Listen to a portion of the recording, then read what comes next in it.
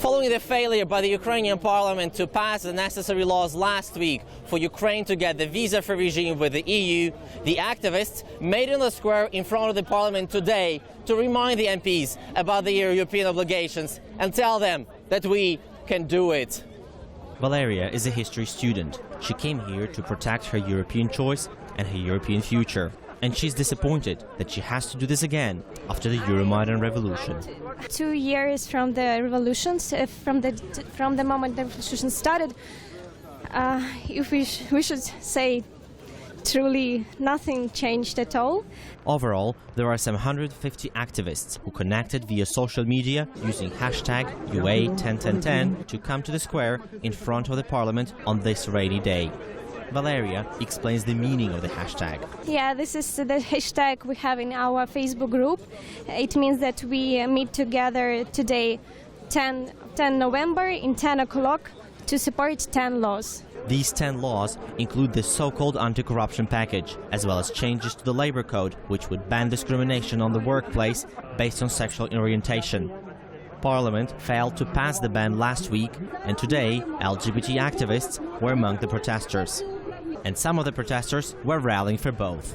Corruption is one of the key enemies that are killing the country from the inside. That's why it's important to fight corruption. That's why it's important to fight discrimination. That's why it's important to fight any of the legacy that we have from the Soviet Union. And in this Soviet-era building, the Ukrainian parliament was once again deciding the European future of some 45 million Ukrainians. Following the disastrous voting last week, the MPs found themselves under a lot of criticism from everyone: the president, the prime minister, European partners, and from the Ukrainian people. Hence today, they were committed to passing all the so-called visa-free laws.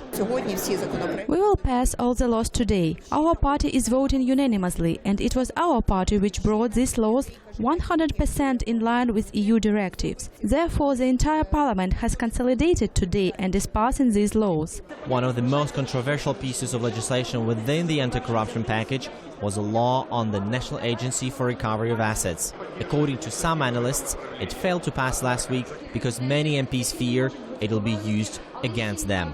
While the law has been somewhat amended, it still isn't perfect.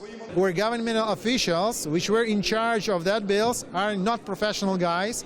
They try to prepare that bill not according to the European Directive number 42, but they just wanted to prepare it based on their own vision of the situation. But another MP has a solution to this. We can change this law after. If we need, we can amend it, make amendment, adopt another law or something like that. For today, for now, we should adopt this law, the draft agenda, just because this is a requirement of European partners. And already by early afternoon, the draft law was approved by the Parliament. And by the end of the day, all the other anti-corruption laws, which were required by the EU for visa-free travel.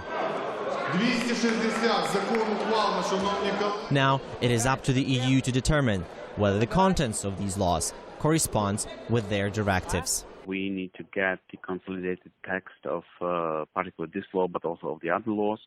And these consolidated versions of these laws will be then assessed and looked at by our experts, who are, very competent in these areas. And then, of course, these experts will provide us with their final judgment. However, one crucial law has not been approved by the Parliament: the ban on discrimination based on sexual orientation. It got only 207 out of the needed 226 votes. And while this may become the deal-breaker for the EU, MPs still have time until the end of the week to pass the legislation. This is Volodymyr Sulubin, Valery Satyuk, reporting from Kyiv for Ukraine Today.